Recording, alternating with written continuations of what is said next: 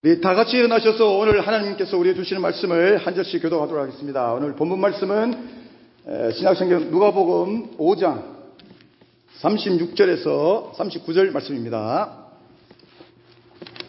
우리 함께 교독하겠습니다. 또 비유하여 이르시되 새 옷에서 한 조각을 찢어 낡은 옷에 붙이는 자가 없나니 만일 그렇게 하면 새 옷을 찢을 뿐이요 또 새 옷에서 찢은 조각이 낡은 것에 어울리지 아니하리라. 새 포도주를 낡은 가죽 부대에 넣는 자가 없나니 만일 그렇게 하면 새 포도주가 부대를 터뜨려 포도주가 쏟아지고 부대도 못쓰게 되리라. 새 포도주는 새 부대에 넣어야 할 것이니라. 셋을 넣는 자가 없나니 이는 묵은 것이 좋다 함이니라. 아멘. 우리 다 같이 앉으시겠습니다. 함께 기도하겠습니다.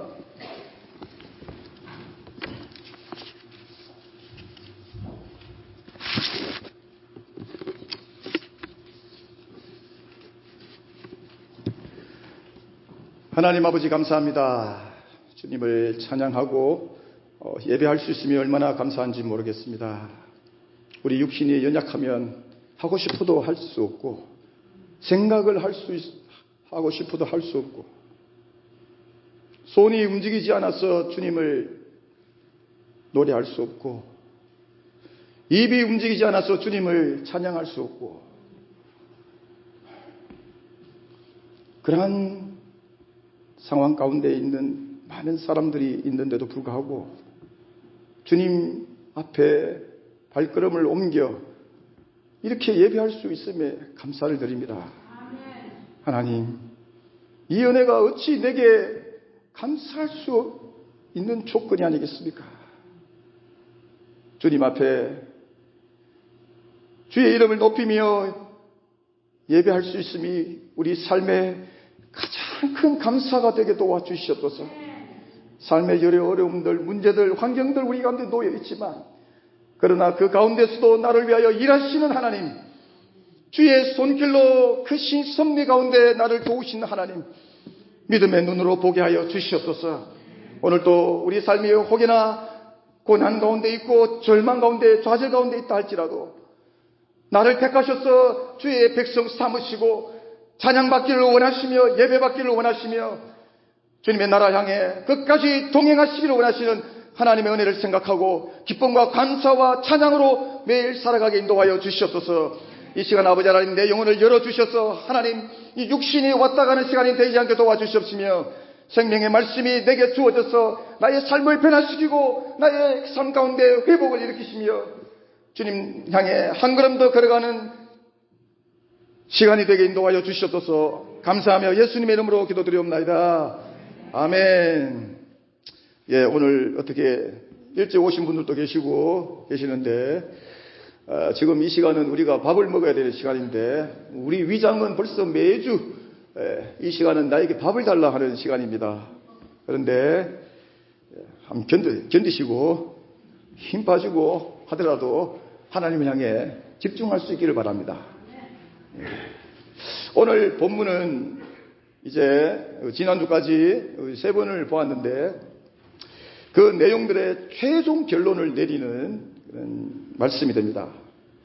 본문에 보시면 예수님께서 바리새인들과 서기관들을 향해서 2가지 비유를 이제 말씀하시는 것을 보게 됩니다. 우리가 잘 아는 얘기인데 생배 조각과 낡은 옷 그리고 새 포도주와 낡은 가죽 부대 이 비유를 가지고 우리에게 말씀해 주고 계십니다.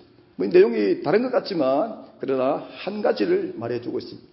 27절부터 계속 오고 있는 이 내용들을 오늘 종합해 주고 있다는 것입니다. 36절에서 38절 다시 한번 볼까요? 36절부터 보겠습니다. 예, 제가 읽어드리겠습니다. 새 옷에서 한 조각을 찢어 낡은 옷에 붙이는 자가 없나니 만일 그렇게 하면 새 옷을 찢을 뿐이요 또 새 옷에서 찢은 조각이 낡은 것에 어울리지 아니하리라. 새 포도주를 낡은 가죽 부대에 넣는 자가 없나니 만일 그렇게 하면 새 포도주가 부대를 터뜨려 포도주가 쏟아지고 그 부대도 못쓰게 되리라. 새 포도주는 새 부대에 넣어야 할 것이니라. 우리 38절 다 같이 보겠습니다. 시작. 새 포도주는 새 부대에 넣어야 할 것이니라. 예, 자, 배에 힘을 주고 다시 한번 시작. 새 포도주는 새 부대에 넣어야 할 것이니라. 아멘. 저도 어릴 때 보면은 다 뭐 집집마다 가난해서 팔꿈치, 또 무릎, 또 신발을 벗으면은 양말에 통풍이 잘 돼가지고 건강에 좋은 건데, 어찌됐든 그렇게 구멍난 부분들을 저희 어머님께서도 이렇게 매일 저녁마다 하시는 거예요. 낮에는 오징어 일하시고 저녁에는 양말 꿰매고 구멍 헝겊조각을 붙여서 바느질 하셔가지고 그 옷이 헤어질 때까지, 입지 못할 정도가 되기까지 계속 꼬맸는데 또 꼬매고 또 뜯어내고 또 다른 걸로 꼬매고 그렇게 해주시던 모습이 생생합니다. 그런데 뭐 학교 가도 전혀 부끄럽지 않았던 이유는 저기도 있고 저기도 있고, 또 나는 남학생인데 여학생도 그렇게 다니고 그런 모습을 봤기 때문에 부끄럽지는 않았습니다. 지금 생각해보면은 이 양말 공장 사장님이 머리가 조금만 더 좋았더라면 좀 이 단색으로 만들지 말고 좀 알록달록하게 만들었으면은 헝겊 쪼가리 떼붙여도 덜 부끄러웠을 텐데 하는 생각이 듭니다. 지금 예수님께서는 이 두 비유를 말씀하시면서 당시 서기관들과 바리새인들이 가지고 있었던 이 신앙은, 하나님을 향해서 신앙은 가지고 있는데 그 신앙의 색깔이 어떤 것인지를 아주 냉정하게 지적하고 있는 부분입니다. 그들은 율법을 가지고 하나님을 믿는다고 하면서도 그 율법을 이용해서 그들이 사람들을 정죄하고 거기에다가 자기의 의로움을 드러내고 또 시간이 가면 갈수록 그 전통과 규례, 무엇보다도 시간이 가면 갈수록 더 형식에 이러면 안 되는데 하는 생각이 있을지 모르겠지만 가면 갈수록 더 형식을 이렇게 빠져들어가면서 그런 모습 가운데 있는 그들을 오늘 예수님께서 아주 냉정하게 지적하고 계시는 것입니다. 낡은 옷에다 새 옷 조각을 찢어 붙이게 되면 그 새 옷을 찢을 뿐만 아니라 서로 어울리지 않는다라는 것입니다. 그렇게 할 사람이 없겠죠. 새 옷을 어떻게 찢어가지고 헌 옷에다가 이렇게 붙이는 사람이 있겠습니까? 근데 이 의미가 있다라는 것입니다. 그리고 새 포도주를 또 이 낡은 그런 가죽 부대에다가 넣으면은 처음에는 괜찮은 것 같지만 뚜껑을 닫고 있으면은 그 안에 포도주가 시간이 가면 갈수록 발효가 돼가지고 이렇게 팽창하게 됩니다. 그래서 결국에는 그 낡은 가죽 부대가, 여러분 가죽도 이렇게 아주 참 이게 새 거일수록 약간 이렇게 늘어나는 부분이 있는데 오래되면은 그게 다 굳어지게 됩니다. 그래서 결국에는 포도주가 발효하게 되면은 신축성이 약해서 그 낡은 부대가 터지고 만다라는 것입니다. 예수님께서 그것을 지금 말씀하고 계십니다. 포도주도 마시지 못하고 부대도 터지고 다 버려야 되는 상황이 되고 만다라는 것입니다. 당시에 이 말씀을 왜 하느냐면 당시에 유대인들이 그렇게 살았다라는 것입니다. 새 포도주를 만들어 놓고 새 부대에다가 넣어야지 헝 부대에다가 넣어가지고 그렇게 하는 어리석은 사람이 아무도 없다라는 것입니다.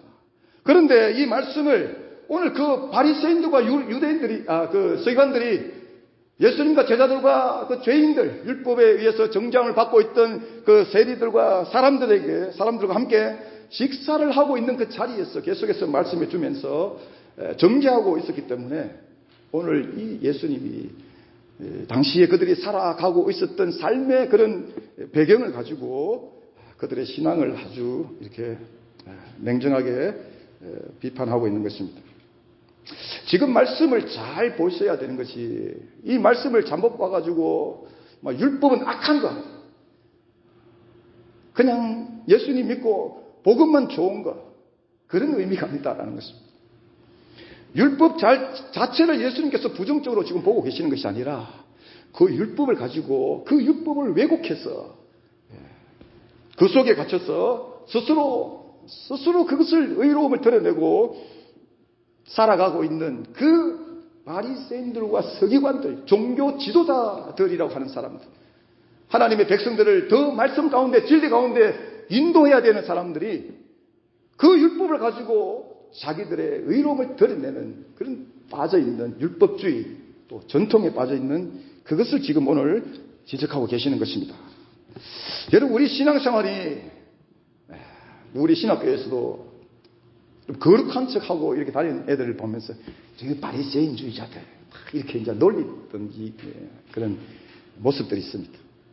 사람들 앞에서 이게 막 지금 목소리가 있지만 신학교 때는 목소리가 더 좋습니다.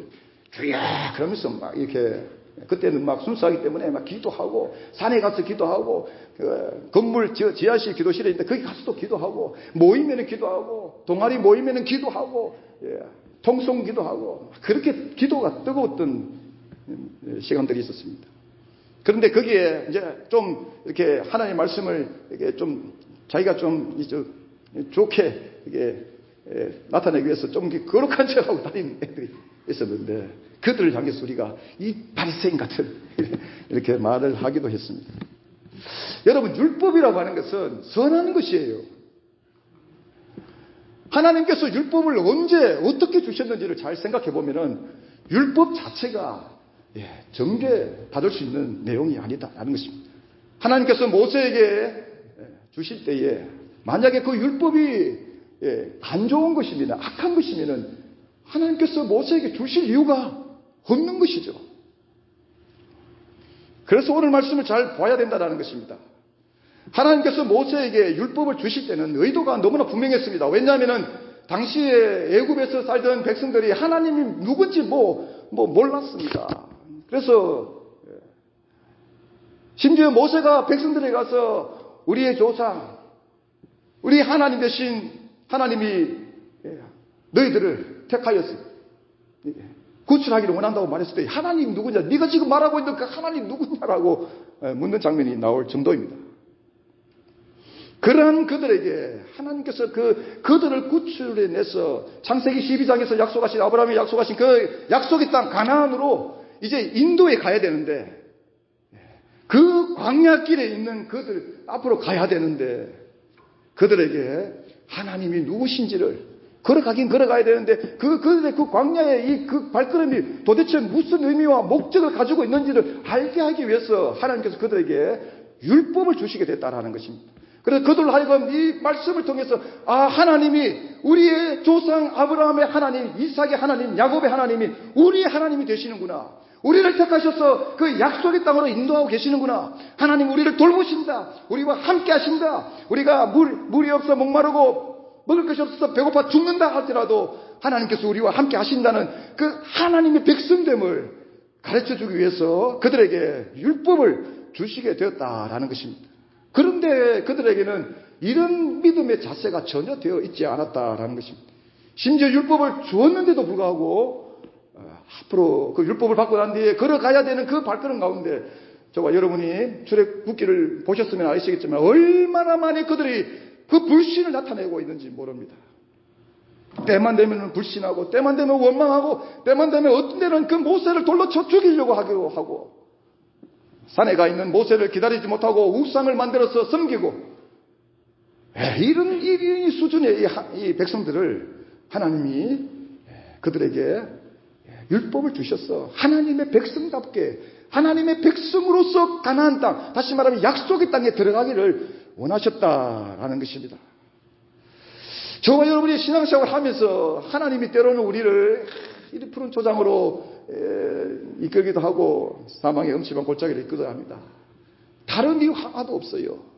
저와 여러분의 삶을 볼 때에 하나하나 보시지 마시고 우리를 택하여 주신 그 하나님, 우리의 삶을 끝까지 어떻게 이끌어가고 계시는지를 이렇게 전체적으로 볼 수 있는 눈을 가져야 됩니다. 이 믿음을 가지지 못하면 때마다 이스라엘 백성들처럼 원망하며 이것이 왜 나에게 주어졌는지를 이유를 모르고 원망하기 바빠서 그렇게 살아가는 인생이 되고 만다라는 것입니다. 다른 이유 없습니다.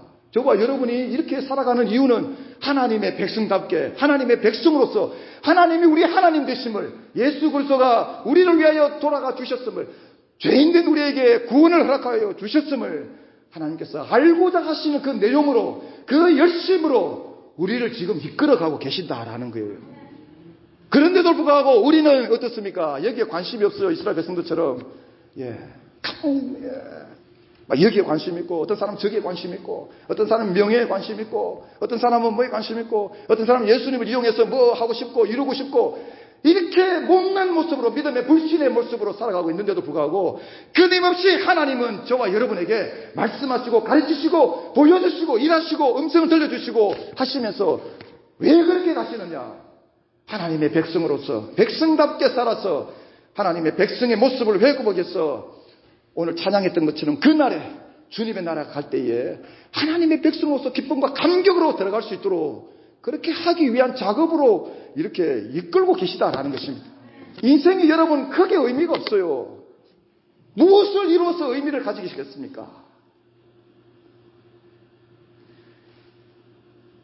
주님 안에, 특히 주님 안에 있는 자는 이 삶이 어떤 의미를 가지고 있는지를 여러분 묵상하셔야 됩니다.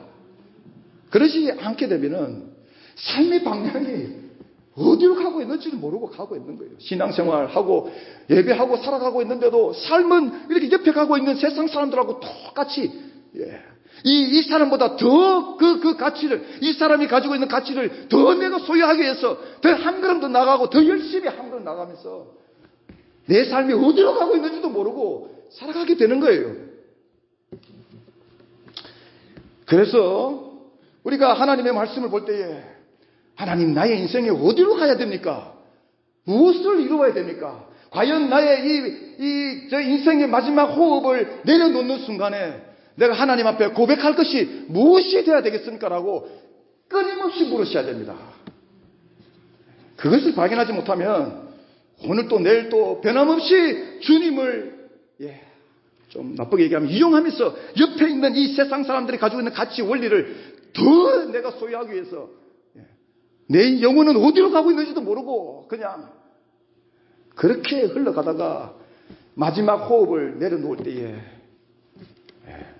어쩌면 우리가 예수 믿고 살았는데도 불구하고 솔로몬처럼 인생이 흠하도다, 내가 주님 믿고 평생을 살아왔는데 남는 게 하나도 없구나, 이런 고백을 할 수가 있다는 것입니다.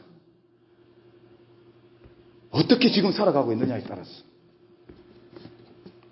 냉정하게 말씀하고 계시는 거예요. 그러한 자들에게 하나님이 누구신지를, 무엇을 원하시는지를 보여주셔야만 했다라는 것입니다. 오늘날 교회를 보면은 세상 사람들이 걱정합니다. 아시죠, 여러분? 세상 사람들이 교회를 보면 얼마나 걱정하고 있는지. 교회가 세상을 향해서 본을 보여주지 못하는 모습들이 있다라는 것입니다. 거기에는 여러 가지 이유가 있습니다. 그 중에서도 중요한 한 가지는 우리가 주님을 믿고 섬기고 살아가는 이 믿음에, 저와 여러분이 예수님 믿습니다 하는 그 믿음의 고백에 문제가 있다는 거예요. 거기서 시작이 된다라는 것입니다. 그러니까 신앙생활이 예수님 믿고 시작하는데 이 믿음을 잘 가져야 되는데, 이 믿음의 의미가 무엇인지, 이 믿음의 목적이 무엇인지를 잘 가져야 되는데 사람들이 잘못 가지다 보니까, 그러니까 신앙의 삶이 방향이 다르고 목적이 다르고 의미가 달라서 교회가 세상 사람들에게 걱정이 되는 상황이 지금 그 위치에 지금 처해 있다라는 것입니다. 다시 말하면 교회가 선포하고 있는 이 말씀에 문제가 있다라는 거예요. 아니 목사님이 온 교회 목사님들이 하나님의 말씀을 전하지 다 성경책 들고 전하는데 무슨 말씀에 뭐 문제가 있다는 것입니까? 라고 생각하고 계실지도 모르겠습니다. 여러분, 성경이 말하는 복음은 너무나 단순해요. 너무나. 제가 아무리 봐도, 아무리 공부해도 너무나 단순해요. 20몇 년을 학교 다녀도 이 복음의 그런 원리는 너무 단순해요. 저와 여러분이 죄인이었다는 사실입니다.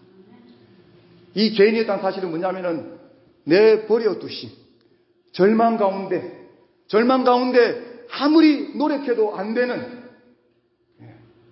의로움을 쌓아도 선을 쌓아도 안 되는 그런 상태에 놓여 있는, 여러분 아십니까? 여러분 이 절망 느껴보셨어요? 삐죽삐죽 무슨 의로움을 나타내려고 노력하는데 안 된다는 것입니다. 왜? 하나님이 이미 저와 여러분이 이 구원받을 수 없는 절망 상태에 그대로 내어버려 두셨기 때문이라는 것입니다. 근데 여기서 그러면 이 구원을 받고 은혜를 누리기 위해서는 어떻게 해야 되느냐? 십자가 앞에서 이 절망스러움을 여러분들이 아주 처절하게 경험하셔야 된다라는 거예요. 그러니까 여러분 어떤 분에는 목사님 그 당연한 얘기 아닙니까? 라고 하지만 많은 사람들이 우리 교회는 그렇지 않겠지만 많은 사람들이 신앙생활 하면서 예수를 믿는데 믿음의 색깔이 목적이 다 다르게 자리하고 있다는 것입니다. 성경은 여러분 엄청난 하나님의 은혜와 축복을 얘기하고 있고 용서를 얘기하고 있고 또 많은 우리의 연약함들을 기록하고 있으면서도 그것들을 다 종합해서 다 끌어 담아가지고 한 곳으로 딱 가게 되면 그게 뭐가 있느냐 하면은 저와 여러분이 죄인이다라는 사실이 놓여있다라는 것입니다. 그런데 오늘 교회가 이것을 얘기를 하지 않는다라는 것입니다.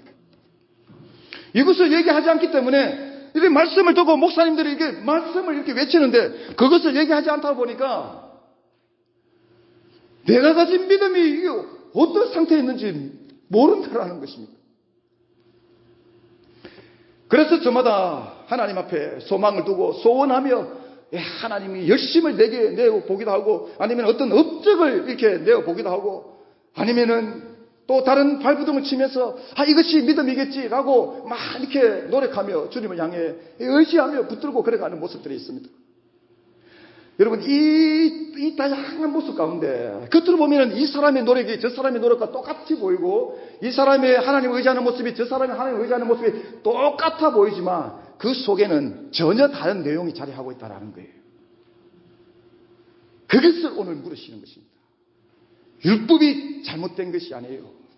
율법을 왜곡해서 그들의 의로움으로 삼는 것, 하나님의 영광을 가리는 것. 저와 여러분이 예수 믿는다고 하면서 예수 믿는 믿음이 무엇입니까, 여러분?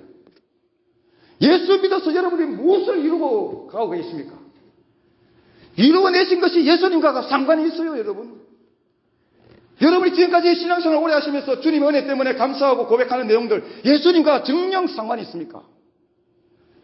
은혜입니다. 축복입니다. 하나님 감사합니다 하고 내용들이 예수님과 관계가 있느냐라는 것입니다. 만약에 없다면 오늘 여기에 예수님이 지금 말씀하고 계시는 바리새인과 서기관들 같은 선한 율법을 가지고 왜곡해서 자기의 의로움을 드러내는 신앙생활, 예수님을 믿으면서 주님을 향해 걸어가고 있는 것 같지만 그러나 예수님 때문에 자기의 의로움을 드러내는, 자기의 유익을 드러내는 그런 신앙의 삶을 살아가고 있다라는 거예요. 이렇게 살아서 여러분 뭐 하겠습니까? 정말 여러분 예수님 믿는 삶이 이렇게 살고 싶습니까? 아니면은 마음속에 예수 믿는다는 것이 이것일까 진짜? 그런 생각 안 해보셨어요? 이렇게 믿으려면 차라리 참 부처를 믿겠다라고 생각해 보신 적 없습니까? 아니 정성을 다하면은 부처는 대답이 없잖아요. 가서 그냥 우리 마음을 정하고 빌기만 하면 되는 것입니다. 그런데 이 기독교 신앙생활은 힘들고 어려운 게 뭐냐면 자꾸만 우리에게 우리 삶의 변화 속에 자꾸만 생명을 요구하고 있고 예수 그리스도가 우리 삶 가운데 드러나기를 원하는 나의 삶이 아니라 정성을 다해서 그냥 걸어가는 것이 아니라 우리 삶 가운데 예수가 드러나야 되는, 예수가 드러나지 않으면 의미가 없는 우리의 연약됨이 십자가 앞에서 완전히 해결돼야 되는 이런 불편한 내용들이 너무나 많이 자라고 있기 때문에 어떤 사람들은 교회 다니다가 다 불교로 가는 이유가 거기에 있습니다. 부처는 이렇게 불편하게 하지 않거든요. 이렇게 여러분 교회가 가져야 되는 복음이 너무나 명확한데도 불구하고 오늘날 교회가 말하지 않는다라는 것입니다. 여기에 여러 가지 이유가 있겠죠.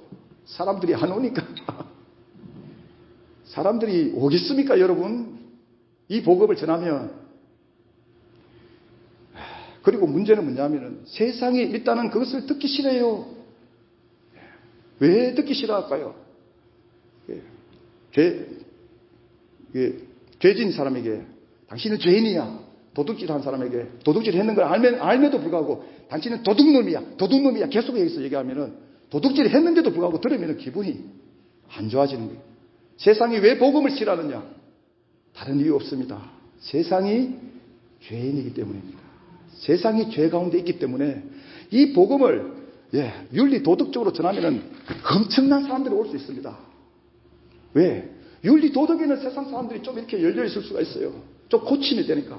그런데 죄는 다른 부분입니다. 죄는 말씀으로 아주 냉정하게 막 선포를 해야 되는 부분이기 때문에 세상 사람들이 세상이 그것을 듣기 싫어하는 거예요. 그럼에도 불구하고 교회는 계속해서 이 말씀을 전해야 되는 줄로 믿습니다.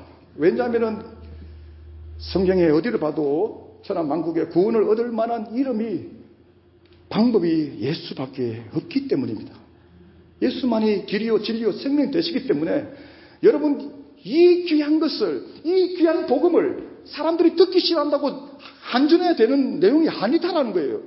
사람들이 심지어 와서 듣기 싫어서 간다 할지라도, 떠나간다 할지라도 이게 지금 그런 문제가 아니다라는 것입니다. 이것을 전해야만이 영혼을 살릴 수 있기 때문에 교회가 이것을 뭐 이렇게 생각해서 어떤 방법을 찾아내야 되는 부분이 아니에요.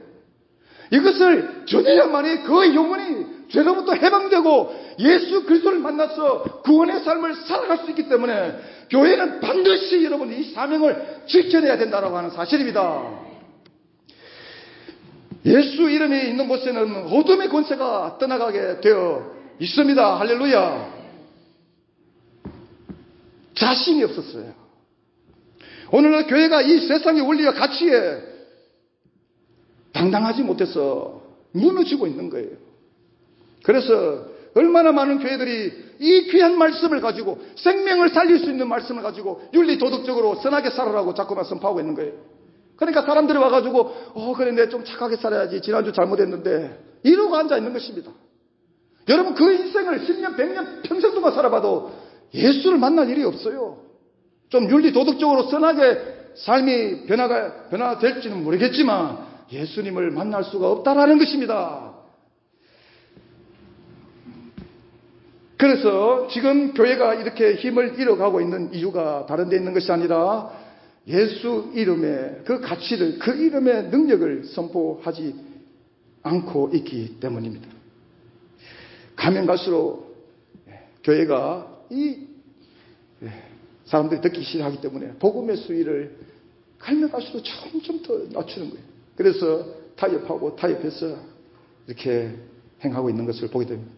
그러니까 사람들은 많이 있는 것 같은데 복음의 능력이 나타나지 않는 거예요. 10년, 20년 다녀도 예수 믿는 일이 일어나지. 왜? 고민이 안 되니까. 고민해본 적이 없으니까. 예수 믿는다는 것이 무엇인지 고민을 해본 적이 없으니까. 선포가 되지 않는데 고민할 이유가 어디에 있습니까? 선하게 살면 되는 것이지. 여기에 여러분 안타까운 것이 교회가 익숙해져 버렸다라는 것입니다. 익숙해져 버렸어요. 이것이 마치 복음인 것처럼 사람들이 좀 악하게 살지 않고 세상 가운데 가서 선을 나타내서 교회의 좀 좋은 모습을 드러내도록 여기에 치중하다 보니까 교회가 복음을 외면해버리고 여기에 익숙해져 버렸어요. 그래서 마치 바리새인들과 서기관들이 당시에 이 형식적으로 율법을 행하고 그들의 전통을 생명과 같이 여기고 자신의 어려움을 드러냈던 도구로 사용했듯이 오늘날 교회가 이 세상 가치를 따르게 되고 복음을 선포하기보다 그 불편함 내려놓고 오히려 사람들이 듣기 좋게 선하게 사세요라고 요구를 하고 있다라는 거죠. 겉으로 보면 좋은 것 같은데 시간이 흐르고 나고 보니까 교회가 이 영적 힘을 잃어버렸어. 영적 생명력을 잃어버렸어. 제가 지금 교회에 대해서 얘기하고 있지만 여러분들의 신앙에 적용해 보라는 것입니다. 마음이 약했어. 여러분들 지적 안 해서 그렇지. 우리 신앙의 삶이 그렇다라는 거예요. 어디에 신앙생활에 어디에 우리가 이렇게 관심을 가지고 있느냐에 따라서 겉으로는 예수님을 믿는 것 같은데 아무런 영적 힘과 능력이 안 나타나는 삶입니다. 자기 영혼도 살리기, 자기 영혼도 건성하기 힘든데 어떻게 여러분 복음을 전하고 영혼을 살리고 영혼을 위해서 중보하며 살겠습니까? 여러분 영혼을 품고 중보하고 계십니까? 할 힘이 없어요. 내 영혼도 지금 살지를 못하는데 내 영혼도 지금 겨우겨우 한 걸음 한 걸음 가고 있는데 힘이 없는 거예요. 영적인 힘이 없는 거예요. 교회에 여기 지금 앉아있어서 영적 힘이 있는 것이 아니라 여러분들의 영혼이 예수 그리스도로 정말 하나님에 따라서 달려있다는 것입니다. 교회는 예수를 선포하는 것인 줄 믿습니다. 교회가 능력이 나타나기 위해서는, 이곳에서 주님을 만나고 삶이 변하고 목적이 변화되는 일이 일어나기 위해서는 예수를 전해야 되는 거예요. 우리 가족 가운데 여러분 좌절되고 절망되는 사람들 있잖아요. 여러분 그들에게 무엇이 필요할까요? 성경이 말하는데 좀 착하게 살아야 된단다, 이렇게 살면 안 된단다, 이거 해가 되겠습니까? 예수 그리스도의 영으로 변화되어야 된다는 거예요. 그가 예수님을 만날 때 언제든지 변화될 수 있습니다. 예수님 옆에 있던 악한 강도도 변화됐는데 왜 여러분들의 가족이, 마음에 놓고 있는 영혼들이, 가족이 왜 여러분 변화될 수가 없다고 생각하십니까? 예수를 만나면 된다는 사실입니다. 할렐루야. 이 시간부터라도 여러분 마음에 영혼을 품고 기도할 수 있기를 간절히 소망합니다. 교회 안에 이렇게 얼마나 많은 그런 형식들이 자리하고 있는지 모릅니다. 아마도 오래 신앙생활 하신 분들은 그런 분일수록 더 많이 우리 신앙의 삶 가운데 습관이 되어 자리하고 있는 내용이 많을 것입니다. 그 중에 가장 형식적인, 제가 목회하면서 생각이 드는 것 중에 하나만 말씀드리면, 우리 신앙의 삶에 얼마나 형식 가운데 있는지를 말씀드릴 수 있는 한 가지, 목회자를 성직자로 생각한다는 것입니다. 여러분, 목사 성직자 아니에요. 세상 사람들이 이 직업군은 종교를 감당하는 무슨 주적인 의미를 두고 성직자, 그래서 성직자라고 부르는 거지. 여러분, 목사가 어떻게 성직자가 됩니까? 목사가 성스러운 사람이에요? 목사가 말씀을 전한다 해서 성스러운 사람입니까? 그런 눈으로 보지 마세요, 여러분. 목사는 성직자 아니에요. 똑같은 구원을 받아야 되는, 긍휼함을 받아야 되는 그런 자리에 서 있는 사람일 뿐입니다. 높이지 마세요. 특히 워낙 개신교회는 워낙 목사님들을 무시하다 보니까 이제 말씀할 필요 없는데, 저기 어디에 저기 비슷한 종교 있잖아요. 거기에 무슨 가운 입고 오면은 거기에 무슨, 아닙니다, 여러분. 아니에요. 이 얼마나 형식의 대표를 말해주고 있는 것입니다. 그렇다고 해가지고 좀 무시 안 했으면 좋겠어요. 이렇게 말한다고 해가지고 막 무시하고 그러시는데, 무시하지 마세요. 저도 여러분 인격이 있는 사람입니다. 그래서 지나가는 얘기인데, 여러분 목회자 되려고 하지 마세요. 저도 못 모르고 됐지, 이게 알았으면 안 됐을 거예요. 여기 보니까 아무 걱정은 안 됩니다. 다들 지금 공부하실 뜻이 없는 분들만 계시기 때문에 그냥 예수를 전하고 사시면 됩니다. 할렐루야. 이 자리가 여러분 인간적으로 볼 때 결코 좋은 자리가 아니에요. 제가 이 말씀을 보면 볼수록 오늘 나오잖아요. 자칫하면은 바리새인이 될 수 있는 자리입니다.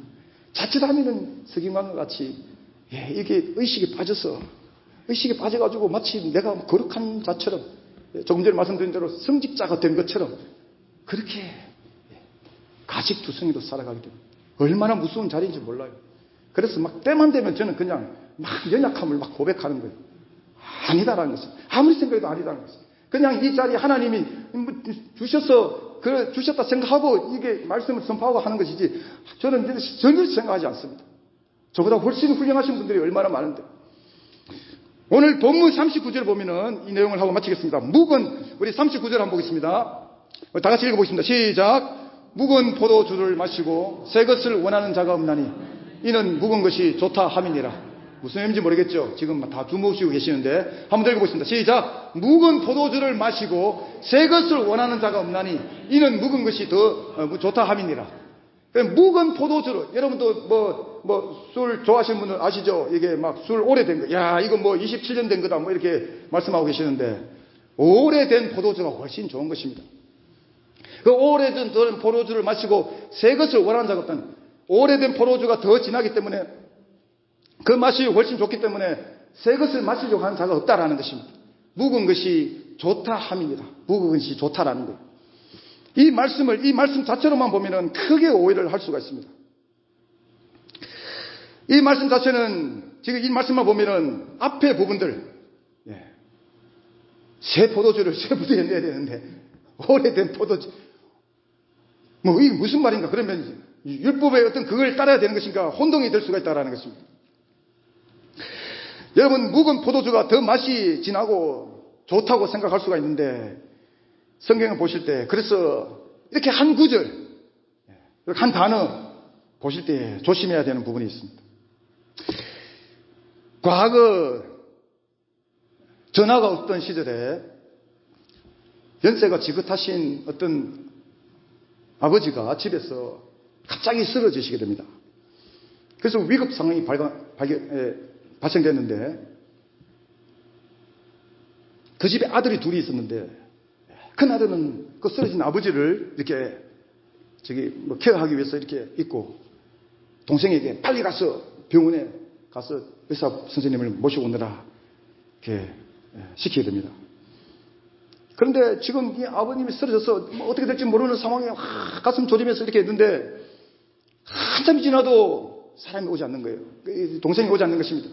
그래서 몹시 지금 막 마음이 불안하고 그런 답답하던 그 큰아들이 마음이 몹시 불안하고 답답해서 그냥 화가 나서 뭐라고 얘기했냐면은,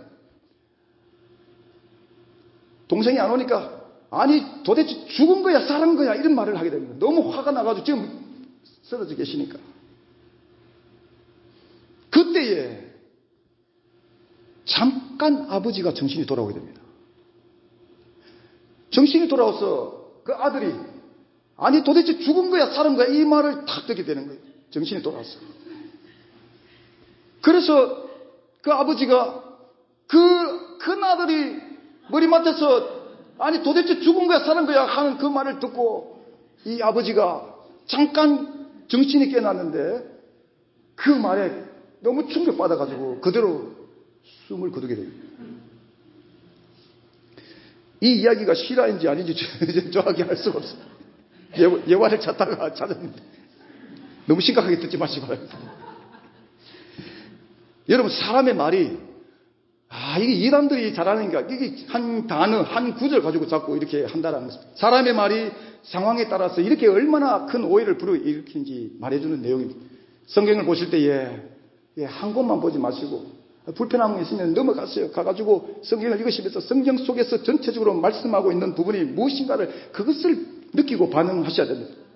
여러분, 지금 이 본문 전체는 묵은 포도주가 더 좋다는 의미가 아니라, 그렇게 형식적인 신앙의 삶을 살다 보면은 복음을 접해도 들을 수가 없는데, 왜 그러냐면은 익숙해져 버리게 된다는 것입니다.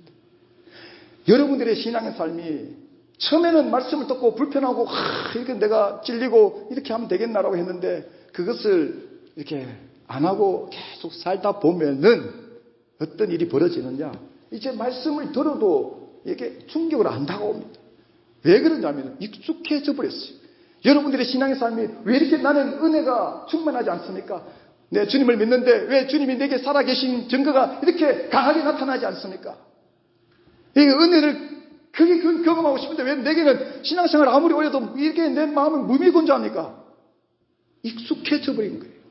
하나님이 여러분들에게 때마다 말씀하고 때마다 기회를 주시고 어떤 현상과 그런 환경을 통해서 말씀해 주고 있는데도 불구하고 다 지나가는 거예요. 그러다 보니까 우리가 가진 그 신앙의 삶에 만들어진 모습대로 그렇게 사는 것이 익숙해져 버린 거예요. 익숙해져 버리니까 제가 아무리 여러분들에게 목소리를 소리쳐 외쳐도 안 들리는 거예요. 예, 우리 성경 공부할 때, 시간이 많이 갔네. 우리 성경 공부할 때, 제가 늘 하는 얘기가 있습니다. 제가 이 목회를 하면서 두 가지 생각을 가지고 있는데, 뭐냐면 하나는 제가 아무리 100번, 1000번 설교해도 여러분들이 변하지 않을 것이다 라는 마음으로 설교를 하고 있어요. 제 말에 여러분들이 변하겠습니까? 제가 무슨 의롭다고. 오히려 안 튕겨내면 다행이지. 그래도 그나마 이렇게 매주 들어주시는 게 얼마나 감사한데. 그런데 또 한 가지는 뭐냐면은, 제가 주님의 말씀을 선포하게 되면 여러분들의 삶이 반드시 변화될 것이다. 이 비전을 품고 설교를 하고 있습니다. 제 말이 말로 끝나면 안 되지만 하나님이 일하시면은 영혼을 살릴 수 있는 도구가 될 수 있다라는 그 생각을 품고 기도하면서 말씀을 선포하고 있다라는 것입니다. 여러분, 우리가 신앙생활 하면서 예수의 가치를 아는데도 불구하고 소유하기가 얼마나 힘든지 모릅니다. 왜냐하면 그만큼 옛 가치들을 버려야 하기 때문입니다. 저와 여러분이 예수님이 살아계시는데 왜 느끼지 못하느냐? 묵은 게 더 좋습니다. 하나 이 예수님 믿고 살아도 옛날 식대로 사는 게 더 좋습니다. 옛날의 가치들을 품고 있는 것이 마음이 편하고 안정감을 주고 더 좋습니다. 어떻게 주님을 만날 수가 있겠습니까? 성경은 하나님의 은혜는 변치 않는다고 말씀해 주고 있는데 그 은혜는 오늘도 강물처럼 흐르고 있다고 기록해 주고 있는데 그 은혜는 왜 나만 피해가는지 어디에 있을까요, 여러분? 이유가 묵은 거 좋습니다. 하나님, 나 그냥 이대로 사는 게 좋아요. 내 말씀에 나를 찌르고 나를 불편하게 하지만 하나님, 내가 가지고 있는 이 가치관들, 내가 가지고 있는 이것들 나는 내려놓을 수 없습니다. 나는 그냥 이대로 살래요. 거기에 하나님의 은혜는 지나가게 되어 있다라는 것입니다. 소망합니다. 저와 여러분의 믿음의 삶이 새 포도주 대신 예수 그리스도를 진정으로 담을 수 있는 그런 새 부대가 되셔서 복음의 능력을, 이 주님의 이 나를 구원하신 은혜를 정말 감격으로 고백하며 그렇게 살아가시기를 주님 이름으로 축원드립니다.